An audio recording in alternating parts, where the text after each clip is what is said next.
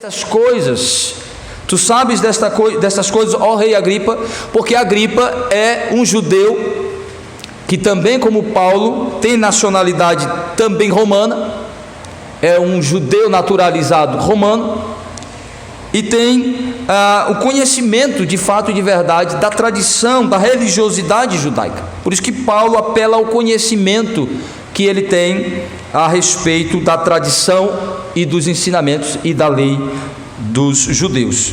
Mas a intenção de Festo é que o rei Agripa lhe ajude.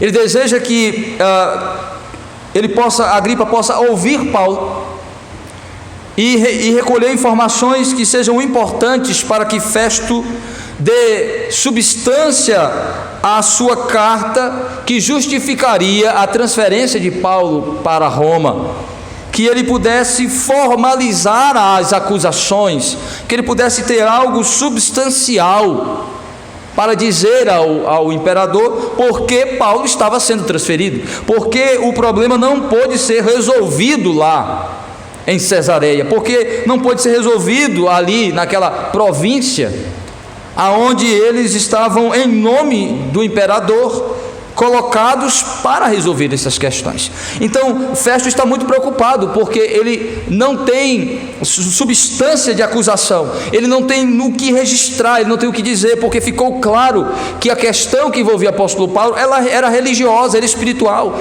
Ele havia sido acusado, atacado e levado à morte. Os seus acusadores quiseram levá-lo à morte. Houve uma ameaça e uma tentativa de morte, porque Paulo estava pregando o Evangelho, porque Paulo estava sendo questionado pelos judeus, que ele estava pregando algo que era blasfemador, que era herético. As acusações são de natureza religiosa, espiritual, que não havia nenhuma acusação de transgressão das leis judaicas nem romanas. Paulo não havia cometido nenhum crime segundo as leis romanas. Então, o que dizer para o imperador? Que este homem que está envolvido em questões de disputas religiosas do seu povo, agora vai para Roma para ser julgado. Então Festo, o texto, capítulo 26, mostra exatamente como Festo quer resolver este problema. Ele não pode mais julgar Paulo, porque Paulo apelou para César, e segundo as leis romanas, agora não havia mais possibilidade de um julgamento em instância menor.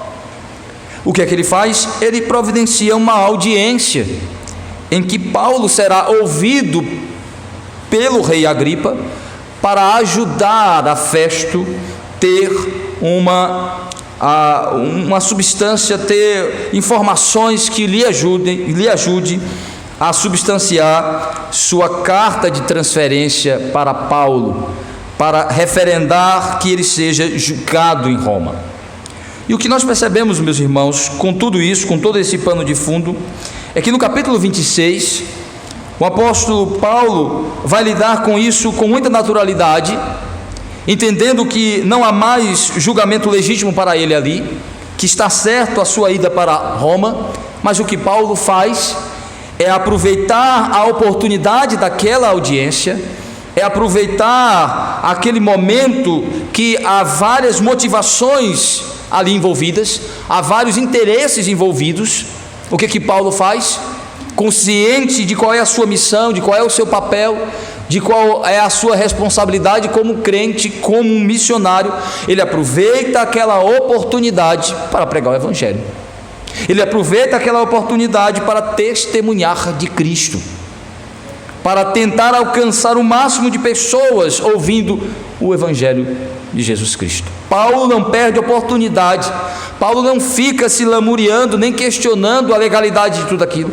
Paulo não fica se apegando aos detalhes de injustiça que foram praticadas contra ele naquele tribunal anterior. Paulo não se apega a ficar gritando e pedindo que o governador tivesse coragem de finalizar o seu caso, dando uma sentença favorável porque estava provada a sua inocência. Paulo não gasta tempo em lamúria e nem em reivindicação de justiça, pois ele percebe que seria perda de tempo. Ele aproveitaria a oportunidade para pregar o Evangelho. Às vezes nos envolvemos, às vezes nos apegamos a detalhes desnecessários das circunstâncias da nossa vida e perdemos oportunidade para, de fato, pregar o Evangelho, testemunhar de Cristo e tornar aquele momento um momento produtivo e eficaz. Veja o que o apóstolo Paulo nos mostra, meus irmãos, no relato de Lucas, de maneira inspirada, como se aproveitar uma oportunidade corretamente, todas as oportunidades, para reafirmar a nossa missão de testemunhas de Cristo, né? Que o crente deve aproveitar todas as oportunidades que são colocadas diante dele, para testemunhar do Senhor, para falar de Cristo, para reafirmar os valores do Evangelho, para falar de sua fé. Toda circunstância colocada por Deus, boas ou ruins, devem ser transformadas por nós, devem ser vistas como oportunidade. Como eu posso aqui falar de Cristo ou testemunhar de Cristo com a minha vida? Então nós percebemos isso no apóstolo Paulo, em que a sua missão como crente de testemunhar de Cristo é reafirmada. Então a primeira coisa que Paulo faz é exatamente cumprir a sua missão de testemunha de Cristo, aproveitando a oportunidade para pregar o Evangelho. A missão do crente no mundo qual é? Testemunhar de Cristo. Então ele precisa aproveitar as oportunidades para testemunhar de Cristo pelo Evangelho em todo o tempo, em todo momento. Existem momentos inconvenientes e de circunstâncias desfavoráveis, mas nós vamos sempre, em meio a tudo isso, ter sempre oportunidade, individual ou coletivamente, de falar de Cristo ou testemunhar de Cristo. O crente deve ser alguém que está o tempo todo antenado, prestando atenção sobre que oportunidade está surgindo diante de mim para falar de Cristo e testemunhar de Cristo. Percebam isto com o apóstolo Paulo, que no capítulo 26, do 1 ao 23, nós temos uma repetição de seu testemunho, de como aconteceu sua conversão, de como Cristo se revelou a ele. O texto diz que Agripa o chama, diz o texto. A seguir, Agripa, dirigindo-se a Paulo, disse: é permitido que uses a palavra em tua defesa. Então Paulo, estendendo a mão, passou a defender-se nestes termos.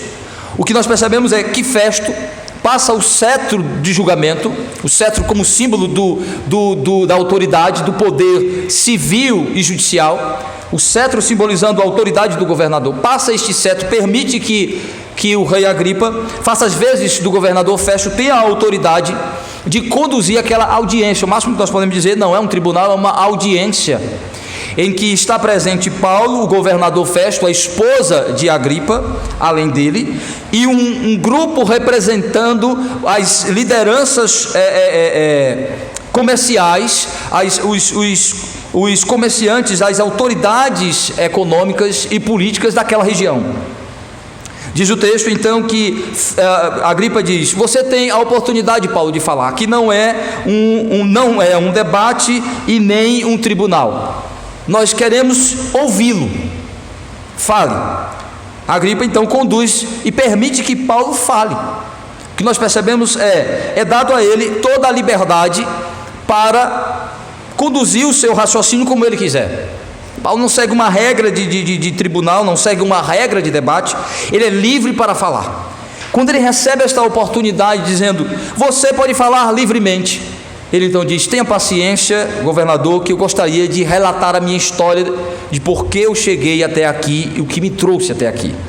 Veja: tendo-me por feliz, ó rei Agripa, pelo privilégio de hoje na tua presença poder produzir a minha defesa de todas as acusações feitas contra mim pelos judeus, mormente porque és versado em todos os costumes e questões que há entre os judeus, por isso é que eu te peço que me ouças com paciência.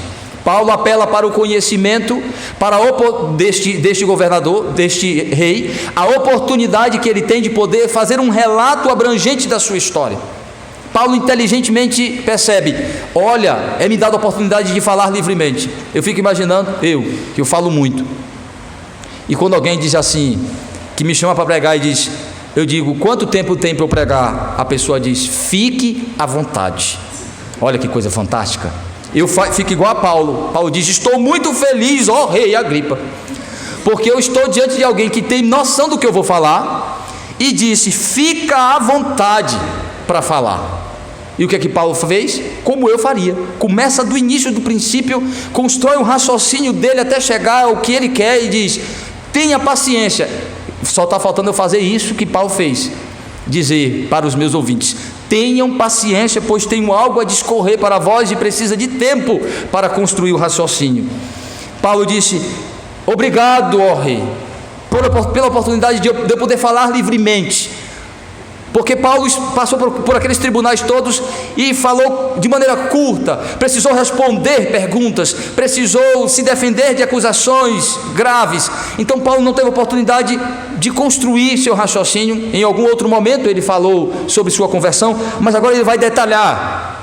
Ele vai dizer: obrigado, ó rei, pela oportunidade que eu tenho de poder agora falar. Paulo não perde a oportunidade, é dado a ele essa oportunidade. Ele diz: vou falar o máximo que eu puder a respeito das verdades do Evangelho, como essas verdades me transformaram, como elas me transformaram não só em um crente e uma testemunha de Cristo, mas de um perseguidor a perseguido por causa disso, de alguém que agora entende por que está sofrendo, porque eu também fui um produtor de sofrimento, eu também fui alguém que causei sofrimento às pessoas, porque eu também era um ignorante como elas.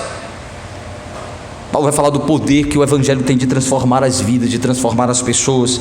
Aí ele vai explicar exatamente, versículo 4: quanto à minha vida desde a mocidade, como decorreu desde o princípio entre o povo e em Jerusalém, todos os judeus conhecem a minha história, pois na verdade eu era conhecido deles desde o princípio, se assim o quiserem testemunhar, porque vivi fariseu, conforme a seita mais severa da nossa religião. Paulo disse: eles me conhecem, sabem quem eu sou. É uma questão que envolve pessoas que se conhecem. Ele está falando da liderança do judaísmo, dos líderes do farisaísmo que estavam perseguindo Paulo. Ele diz: eles sabem quem eu sou. Se eles fossem honestos, eles diriam: por que estão me perseguindo? Porque eu agora penso diferente deles, porque eu rompi com toda a tradição da qual eu fui criado, e eles também foram. É uma questão realmente de crença, de fé, de valores espirituais, religiosos. Paulo está exatamente construindo este raciocínio, mostrando: eles sabem que a questão que não tem nada a ver com o fato de que me acusam de ser rebelde, de ser transgressor da lei. Eles sabem que isso não é verdade. Me conhecem minha trajetória de vida. E agora eu estou sendo julgado, versículo 6, por causa da esperança da promessa que por Deus foi feita aos nossos pais, a qual nas nossas 12 tribos, servindo a Deus fervorosamente de noite e de dia, almejam alcançar. É no tocante a esta esperança, ó rei, que sou acusado pelos judeus. A mesma esperança do meu povo, a mesma esperança que os judeus fariseus têm em relação ao Messias, ou cumprimento das promessas de Deus, é a mesma que me moveu. Porém, eles estão ainda esperando sobre uma base equivocada, errada.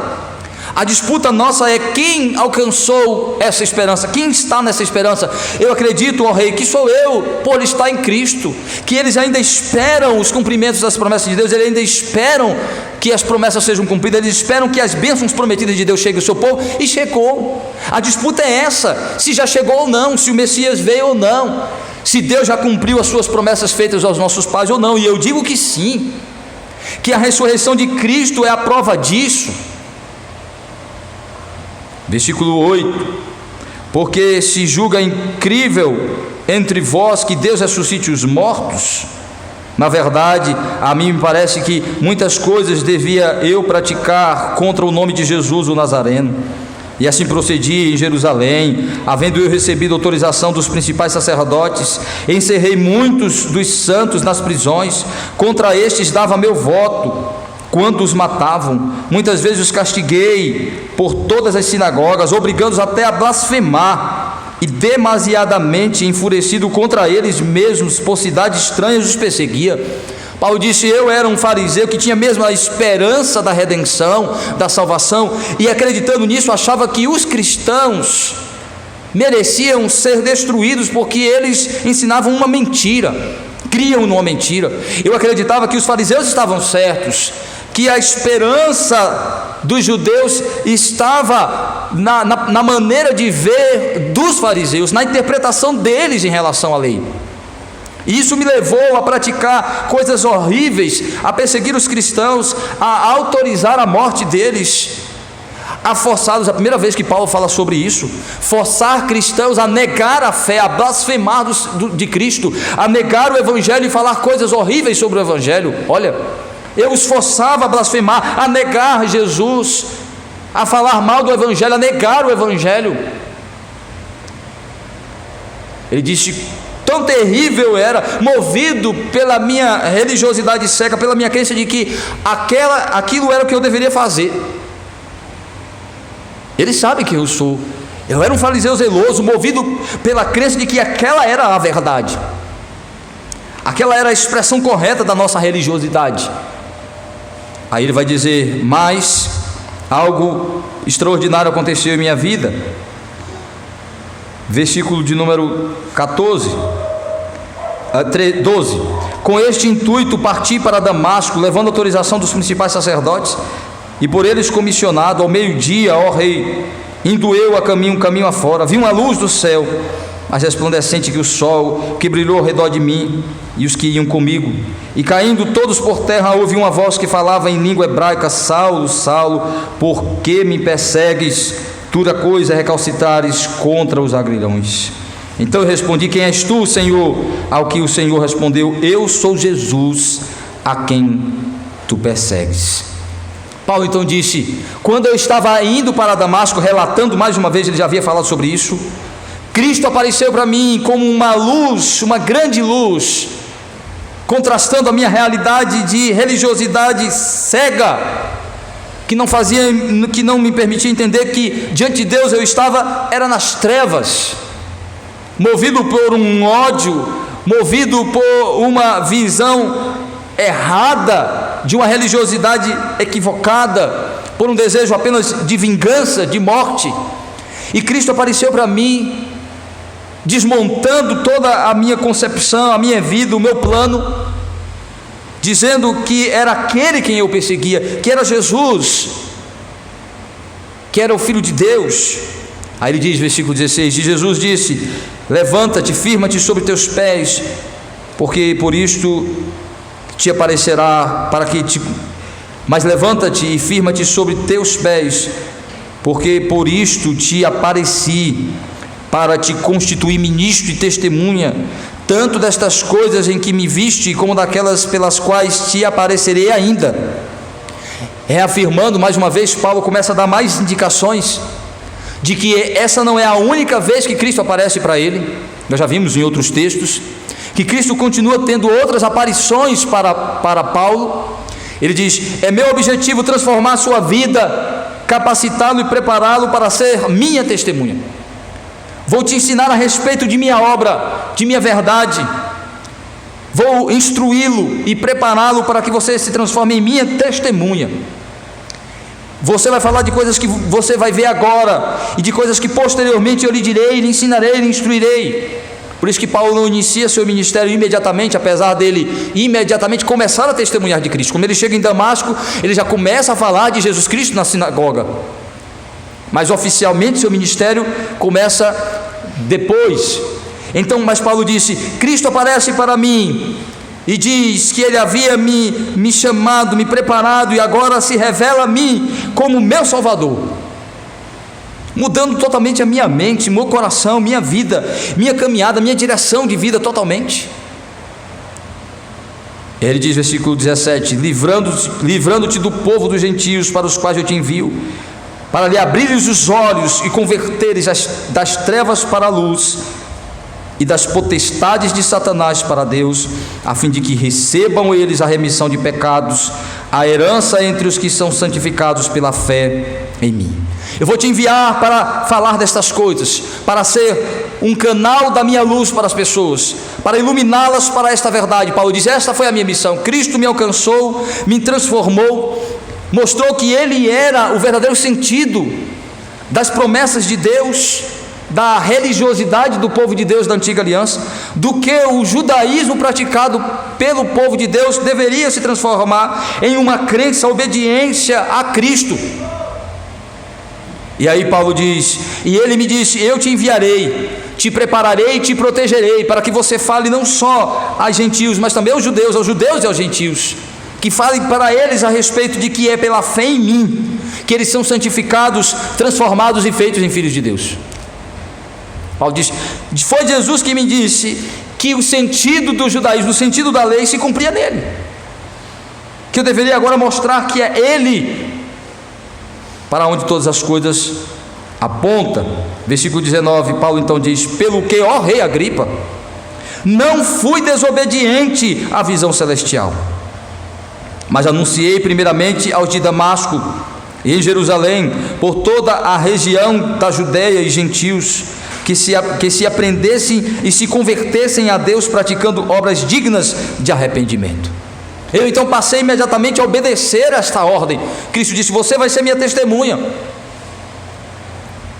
para judeus e gentios. E ele diz: imediatamente eu passei a fazer isso, falar para que as pessoas se arrependessem e crescem em Cristo, para que eles pudessem de fato ser transformados, mostrasse a evidência de um coração transformado por Cristo, vivessem em obediência agora a Cristo, aos ensinamentos de Cristo, às palavras de Cristo. Versículo 21, por causa disto, alguns judeus me prenderam, estando eu no templo, e tentaram matar-me. Mas alcançando o socorro de Deus, permaneço até o dia de hoje, dando testemunho tanto a pequenos como a grandes, nada dizendo senão o que os profetas e Moisés disseram haver de acontecer. E isto é que o Cristo devia padecer, e sendo o primeiro da ressurreição dos mortos, anunciaria a luz ao povo e aos gentios. Ele disse: pois foi isso que eu passei a fazer, e foi isso que me levou a ser preso. Eu passei a testemunhar de Cristo, a falar de Cristo, a chamar as pessoas a se converterem e crerem em Cristo. Então foi isso que despertou o ódio daqueles que também eram meus parceiros, eram meus irmãos, eram amigos e praticavam a religiosidade como eu, meus irmãos judeus. O ódio deles agora foi direcionado a mim, porque eu passei também a falar desta verdade de Cristo, a chamar as pessoas para Cristo. De perseguido passei a perseguidor, a perseguido. Este é o ódio, é por causa do Evangelho, é por causa da minha missão de falar de Cristo, de mostrar que o judaísmo aponta para isso. É em Cristo que a lei é cumprida realmente. Eu não estou anulando a lei nem revogando ela, eu estou mostrando que ela se cumpre realmente em Jesus. Paulo diz: esse é o ódio deles, por isso que eu estou preso, e por isso que eu estou sob ameaça de morte. Paulo foi extremamente convincente na apresentação de como se deu a sua conversão e de como ele foi transformado em uma testemunha de Cristo. Paulo diz: para que Cristo me salvou? Não só para me livrar da condenação, mas para fazer de mim uma testemunha dele. Agora essa se tornou a minha principal missão, ó rei Agripa: testemunhar de Cristo para grandes e pequenos, para homens e mulheres, para judeus e gentios, todos que passarem diante de mim, todos que estiverem diante de mim, todos que Deus permitir que eu tenha contato. Paulo tem uma missão muito especial e quase que exclusiva entre os gentios, mas Paulo nunca se furtou de falar aos judeus. Paulo sempre ia nas regiões gentílicas, nas sinagogas, nós já vimos. Paulo, quando estava em Jerusalém, aproveitava sempre os períodos. Paulo sempre visitava Jerusalém em período das festas, nós já vimos. Paulo estrategicamente ia no período de Pentecostes, ia no período da Páscoa, ia no período dos pães asmos, ia no período em que todas as festas judaicas aconteciam. Para quê? Porque lá se reunia a maior quantidade dos judeus. Lá os judeus que estavam espalhados pelo mundo iam para lá. Paulo tinha oportunidade de falar de Cristo para eles.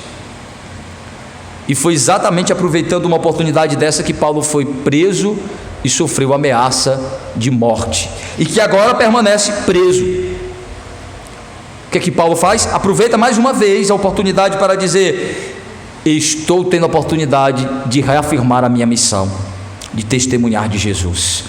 Mais uma vez ele fala que o Evangelho transformou, que o Evangelho capacitou, e o Evangelho deu sentido e missão para a sua vida. Meu irmão, é isso que nós devemos fazer como crentes. Não importa que tipo de circunstância nós estamos, não importa que circunstância os homens nos levem, não importa que tipo de acusação eles façam contra nós, não importa que tipo de situação ruim, desfavorável nós estamos, precisamos sempre entender que tudo que o Senhor proporciona para nós deve se transformar em oportunidade de testemunhar da nossa fé. porque esse é o nosso sentido maior de vida, esse é o nosso propósito maior de vida, essa é a nossa missão maior diante dos homens, diante do mundo, ser testemunhas de Cristo.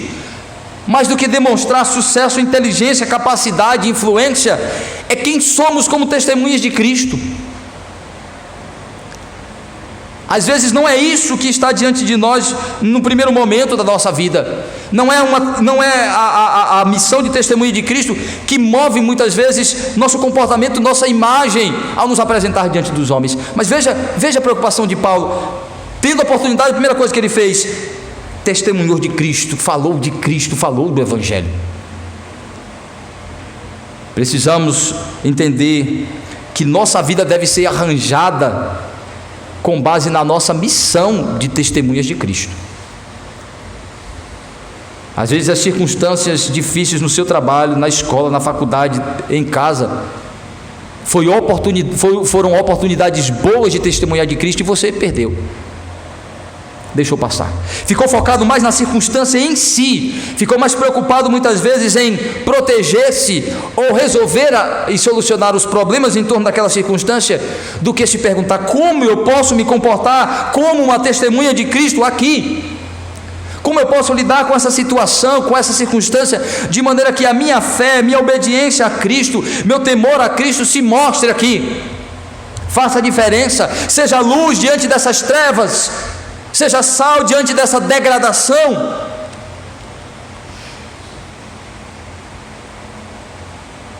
Nos esquecemos de nossa missão maior.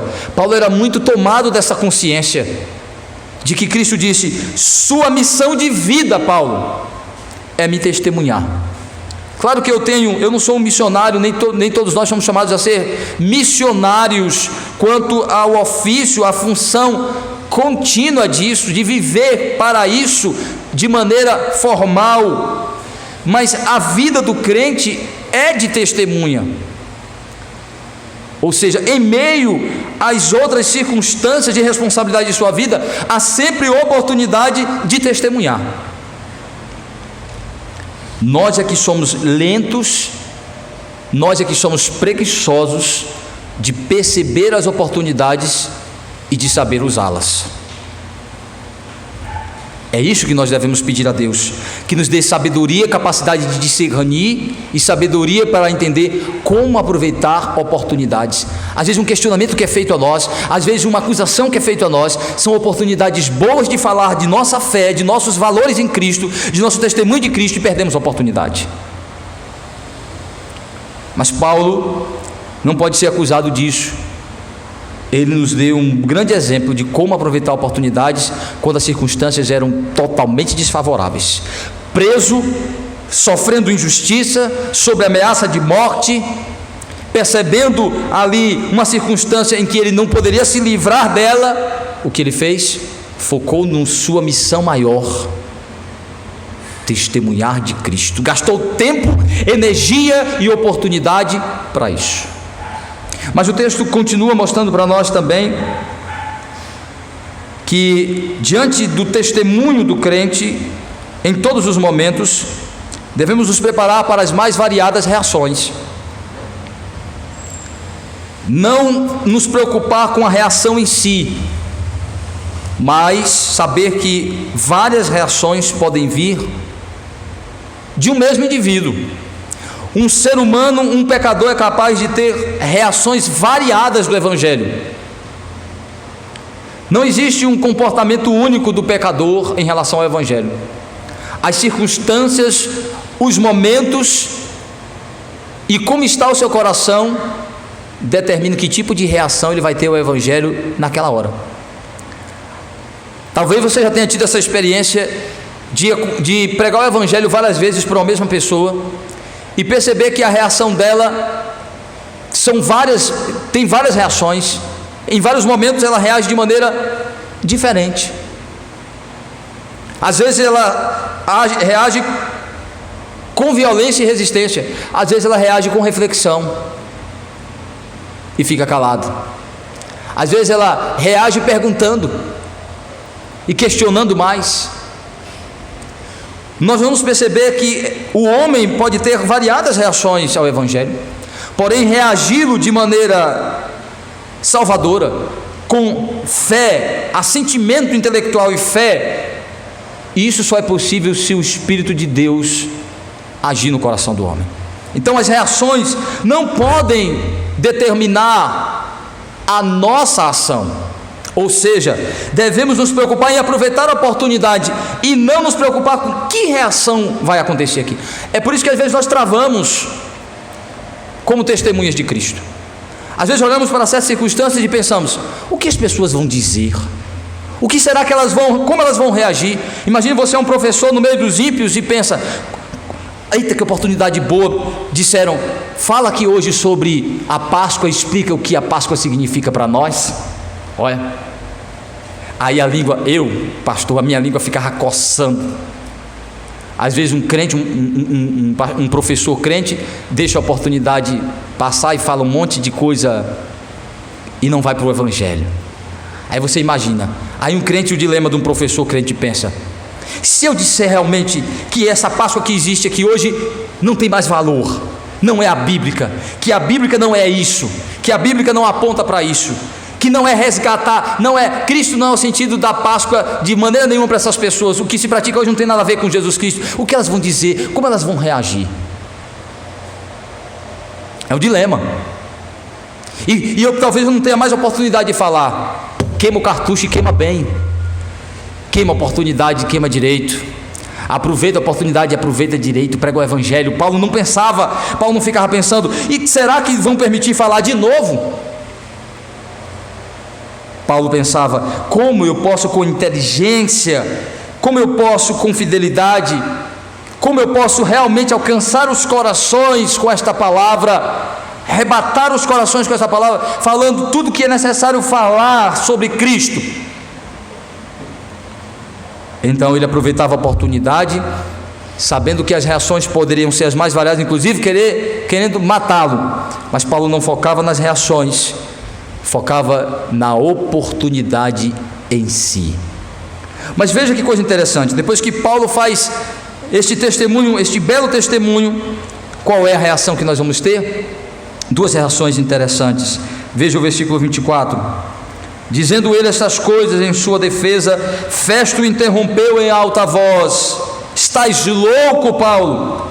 As muitas letras te fazem delirar. Paulo, porém, respondeu: não estou louco, ó excelentíssimo Festo, pelo contrário, digo palavras de verdade e de bom senso, porque tudo isto é do conhecimento do rei, a quem me dirijo com franqueza, pois estou persuadido de que nenhuma destas coisas lhe é oculta, porque nada se passou em algum lugar escondido. O que nós percebemos aqui? Festo, ao ouvir o relato de Paulo, o testemunho de Paulo, ficou com ódio, com raiva e gritou: tu está louco, Paulo? Por que ele fez isso? Eu percebo que teus estudos, que teu conhecimento está te deixando, tu está variando. Por que ele teve essa reação? Se você prestar atenção, quando Paulo falou sobre Cristo no tribunal, essa não foi a reação de Festo. Festo não ficou irado com Paulo quando ouviu Paulo a primeira vez. Pelo contrário, ele percebeu que era uma questão religiosa e que Paulo não era culpado das acusações de crime que eram feitos contra ele. Não houve essa reação de chamar Paulo de louco, de desvairado, de alguém que estava fora de sua condição psíquica normal. Mas por que ele diz isso agora? Porque Paulo fez o que Festo não esperava. Paulo queria que Festo ajudasse ele nas suas palavras, para ele relatar ao imperador por que Paulo estava sendo acusado. Paulo não ajudou Festo em nada, Paulo só falou de sua crença, de sua fé. Então Festo disse: tá louco, Paulo? Não era isso que eu queria ouvir. Não era isso que eu queria. Você gastou esse tempo todinho para falar de novo dessas mesmas coisas, dessas crenças, dessas coisas sobre esse Jesus. Tu tá louco? O Festo esperava que Paulo o ajudasse, dando alguma informação que pudesse o ajudar, mas ele focou em sua pregação. Por isso que a reação às palavras de Paulo é: eu não estava querendo ouvir isso agora não estou preocupado com isso. Talvez você vai ter essa reação de algumas pessoas, que você tem a oportunidade de falar de Cristo e dizer: rapaz, você gasta tempo para falar dessas coisas, agora? Podia falar de outra coisa, podia falar isso, gastou o tempo todo para ficar falando desse Jesus, do Evangelho. Eu procuro não ser acusado desse tipo de coisa, de ser alguém que não faz um bom uso da oportunidade. Quando me dá uma oportunidade, quando alguém se aproxima de mim, começa a puxar assunto, eu logo tento levá-la para os assuntos bíblicos e gasto tempo, e me deixo gastar, porque eu quero ser acusado de gastar muito tempo na minha missão, e não em coisas fúteis, supérfluas. Aí diz assim: Paulo, tu está louco? Porque ele não queria isso, não era hora para isso. Mas Paulo disse: para mim é. A oportunidade para mim era para isso. Por isso que a reação de festa é a reação de alguém que queria ser ajudado naquela hora, em sua preocupação de manter a sua posição, de resolver um problema que ele havia criado, de não ter resolvido o problema de Paulo, dando uma sentença final, absolvendo ele, deixando o caso em aberto e permitindo que Paulo pudesse recorrer a César. Ele agora está com um problema nas mãos e queria que Paulo ajudasse. Paulo disse: problema teu, minha missão é pregar o Evangelho, meu amigo. Então essa é a reação dele. Por quê? Porque seu coração natural de ímpio está reagindo com ódio a Paulo, porque naquele momento ele estava interessado em resolver o seu problema pessoal. Na outra hora que ele não tinha problema nenhum, ele ouviu tranquilamente, mas não foi uma reação de quem cria, foi uma reação de quem aquilo era indiferente. Agora quem está com raiva porque ele achou que Paulo perdeu tempo, porque ele queria que Agripa pudesse inquirir Paulo, fazer perguntas para Paulo, e Agripa deixou Paulo falar, desatando, falando da sua crença. Não ajudou em nada. Por isso Festo disse: estás louco. Mas Paulo disse: não estou em meu senso normal, estou consciente de meu senso normal, estou apenas reafirmando as verdades e falando com toda a lucidez e com toda a tranquilidade de minha consciência. Eu estou lúcido, e o rei sabe do que eu estou falando. Eu estou exatamente apelando ao coração dele, porque ele sabe do que eu estou falando, que minha questão é estritamente religiosa, espiritual, é por causa de meu testemunho de Cristo. E aí ele apela, ele fala exatamente: por tudo isto ele tem conhecimento. Ele diz: tu acreditas, ó rei, nos profetas? Eu sei que você acredita. Então Agripa dirigiu-se a Paulo e disse: por pouco me persuades a me fazer cristão. A reação de Festo é alguém que estava com ódio, porque a pregação do Evangelho naquela hora não ajudou ele em suas intenções e em seus projetos. Não era o discurso que ele queria ouvir naquela hora. E para Agripa disse: você quase me convenceu, Paulo, quase me convenceu a me tornar um cristão. O que faltou? Mas o que aconteceu no coração de Agripa? Ele indica que, diferente de Festo, ele não tem interesses pessoais e políticos naquela história.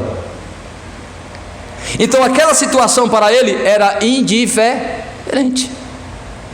Ele ouviu um discurso, um bom discurso, um persuasivo discurso, e aí um poder persuasivo que o Evangelho tem, quando ele é apresentado com fidelidade, quando o Evangelho é pregado de maneira fiel, com argumentações bíblicas válidas, ela mostra seu poder de validade de argumentação, de lógica, de verdade, capaz de, ainda que não convertendo ímpios, levar ímpios a uma consciência de que mensagem maravilhosa, produzir um tipo de convicção intelectual de que aquela mensagem é poderosa e verdadeira.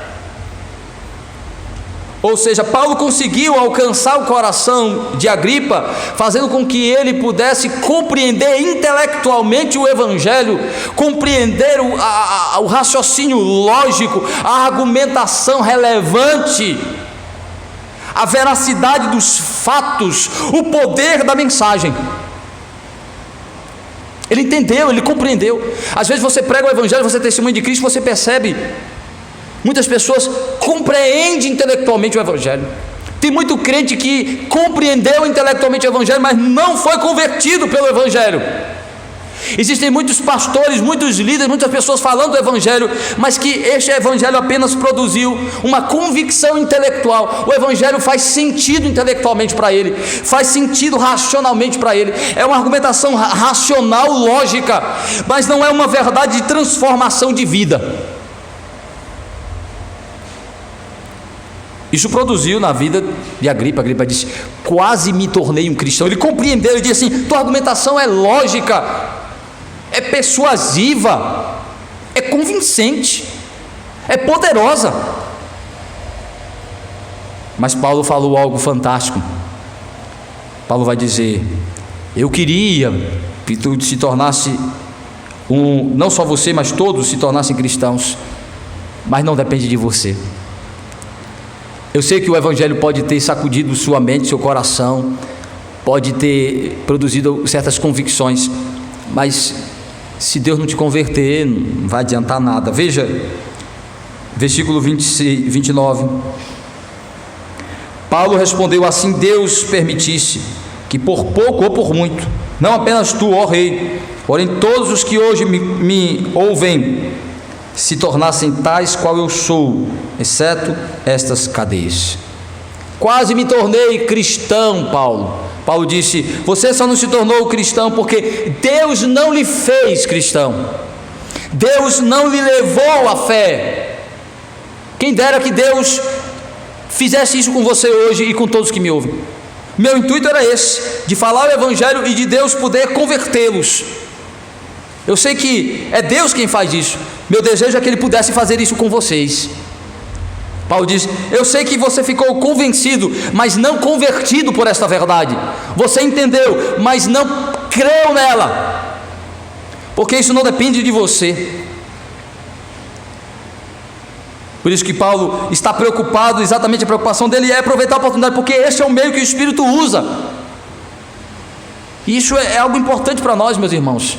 Às vezes nos preocupamos demais com o resultado e com a consequência da nossa pregação, com a reação das pessoas, e esquecemos de fazer com maestria o que temos que fazer, de nos preparar para pregar com substância, para pregar corretamente a palavra de Deus, de uma maneira lógica, correta, sistemática, de uma maneira que apresentemos o Evangelho com sentido, com lógica, como ele se apresenta, crendo no poder que ele tem de converter as pessoas no acompanhamento do Espírito Santo no coração. De que converter depende do Espírito Santo, não de nós, nem do indivíduo fazer opção por isso. Nossa missão não é converter pessoas. Por isso que Paulo diz: quem dera que Deus pudesse convertê-los. Paulo sabe que a missão dele não é converter pessoas, é pregar as pessoas, é falar com as pessoas, é testemunhar as pessoas. Então ele focava nisso e esperava a reação que Deus produzia. Até aqui, reações naturais. Paulo disse: só Deus pode convertê-los. Mas aqui ele mostra a confiança que ele tem no poder do Evangelho e na responsabilidade, na consciência que ele tem de qual é a natureza de sua missão.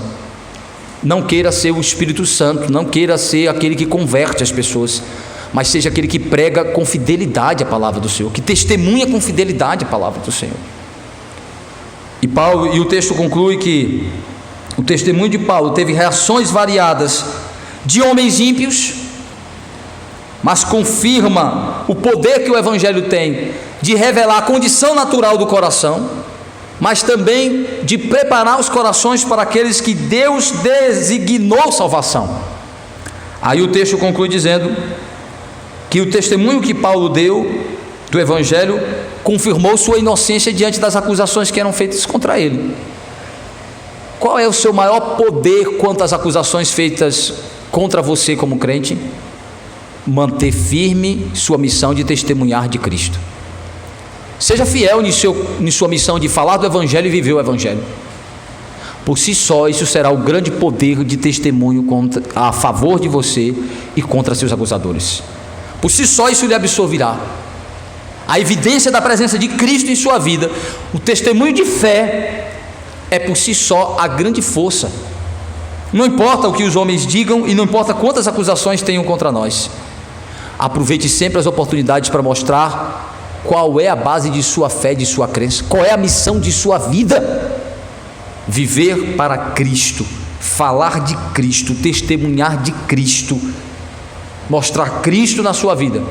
Veja o resultado. Paulo continua preso, mas o resultado dessa audiência é fantástico. Olha a conclusão, versículo 30. A essa altura levantou-se o rei e também o governador e Berenice, bem como os que estavam assentados com eles, e havendo-se retirado, falavam uns aos outros, dizendo: este homem nada tem feito passível de morte ou de prisão. Então Agripa se dirigiu a Festo e disse: este homem bem podia ser solto se não tivesse apelado para César.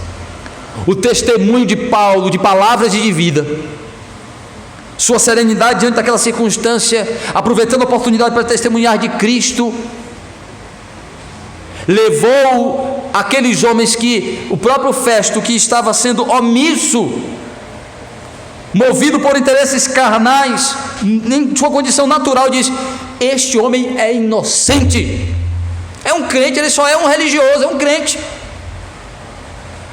A maior acusação que pesa sobre ele vive o que acredita, fala do que acredita.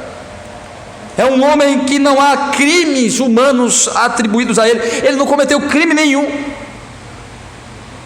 é um crente, e que se ele não tivesse apelado para César, eu diria para você, ó Festo, que ele deveria ser liberto.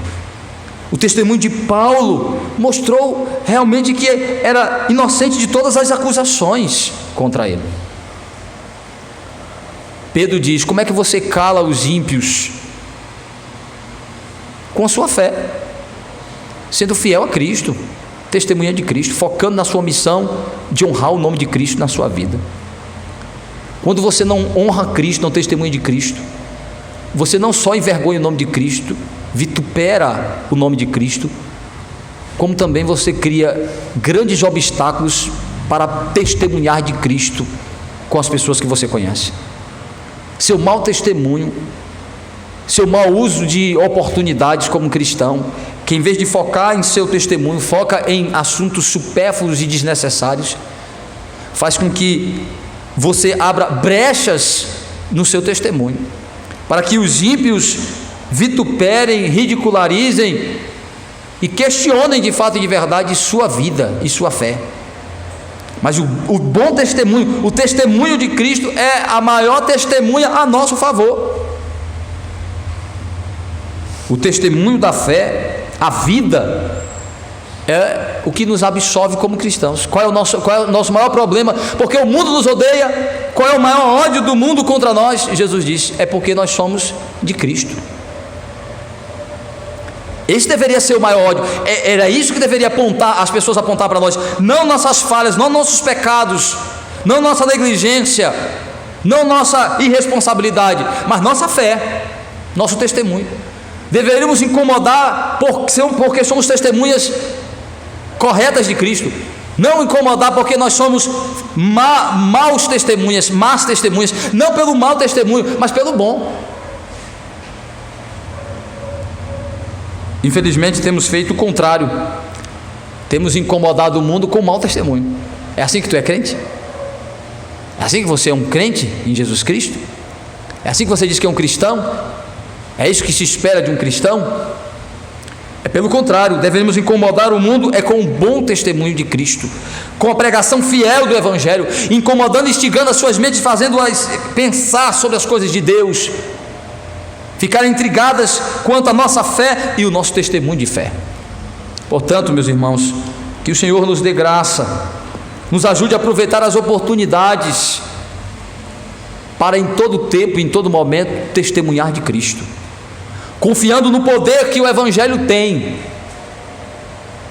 de confirmar a nossa missão e de alcançar os corações para o propósito que Deus determinou para cada um, quer seja para converter, quer seja para confirmar a condenação, e que nós possamos de fato confiar no Senhor, na sua palavra, e testemunhar dele em todo o tempo. Que ele pois nos abençoe. Amém. Ó Deus, graças te damos, ó Pai, pela oportunidade de meditar na tua palavra mais uma vez.